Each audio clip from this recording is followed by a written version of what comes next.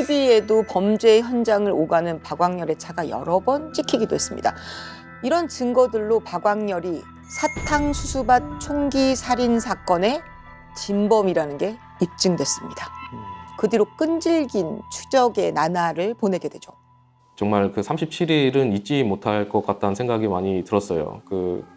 거의 37일 동안 하루에 한 3-4시간을 잤었던 것 같고, 그 당시 이민청 직원들하고 같이 3박 4일 동안 작전을 했기 때문에 그 친구들의 숙박이나 어떤 이제 삼시세끼, 어떤 필요한 주유비 이런 것들을 거의 제가 이제 다 부담을 해서 당시 제 월급 한 4개월치 정도를 37일 동안 쏟아 부었던 제 기억이 납니다. 3박 4일 동안은요, 무려 700km를 추적한 적도 있대요. 11번의 검거 시도 만에 드디어 박광렬을 잡는 데 성공합니다. 이제 필리핀 사람을 동원을 해서 관리 차원에서 나왔으니까 문 좀 열어달라라고 했는데 문을 열진 않았어요. 한 1시간 동안.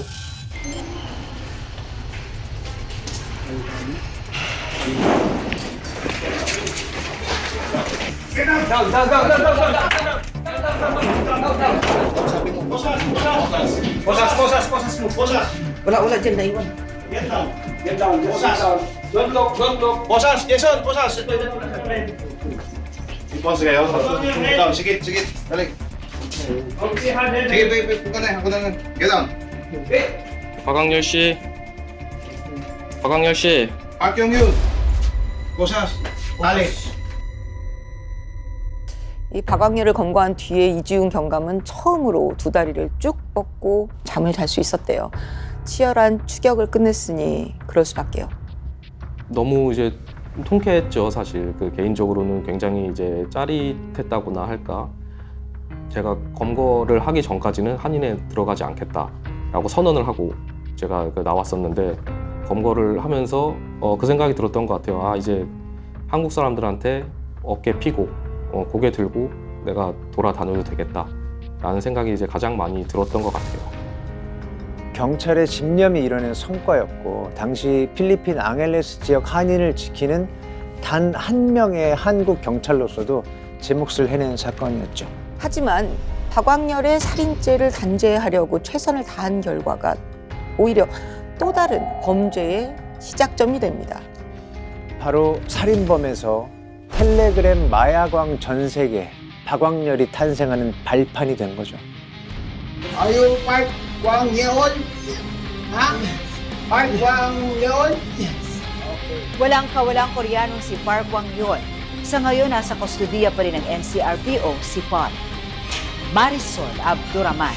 Nakatutok, 20 oras.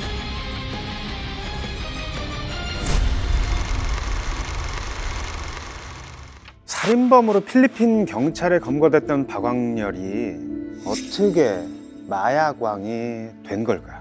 자, 이제부터 박광렬이 더 큰 괴물이 되어가는 이야기를 해보려고 합니다.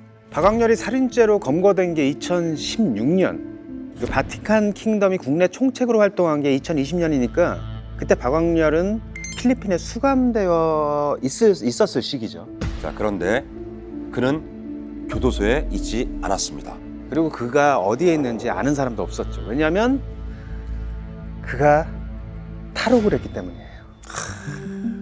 자, 그런데 그 탈옥도 한 번이 아니라 2번이나 했다고 합니다. 이게 말이 돼? 네, 필리핀에서는 이게 말이 된다고 합니다. 그렇다고 하네요. 그 첫 번째 탈옥은 박광렬이 외국인이라서 이민청 보호소에 있었는데 교도소가 아니다 보니까 그곳이 허술하게 돼 있었대요. 지붕도 그냥 뻥 뚫려 있고 그래서 박광렬 입장에서 쉽게 빠져나갈 수 있었다고 해요. 하지만 이 첫 번째 탈옥은 3개월 만에 끝이 났어요. 곧바로 잡혔거든요. 문제는 이 2번째 탈옥이었습니다. 네. 이 재판을 받고 교도소로 돌아가는 길에 박광렬의 여자친구가 호성 경찰에게 식사 대접을 한다고 식당에 간 거예요. 그때 자연스럽게 박광렬은 식당 화장실에 갔고 그대로 창문을 열고 도망을 친 거죠. 그 총으로 무장을 한 호송 경찰이 5이나 있었는데도 그 탈출하는 걸 막는 사람은 단 한 명도 없었대요. 모두 밥 먹느라 감시가 소홀했다는데 그게 과연 밥 때문이었을까요? 아니면 거한 밥값 때문이었을까요? 그 식당 직원 말로는 그 호송 경찰들이 경계를 한 것 같지도 않았고 박학렬이 도망간 걸 알았음에도 불구하고 크게 놀라지 않았다고 합니다. 뭔가 좀 구린내가 나긴 하죠. 납니다.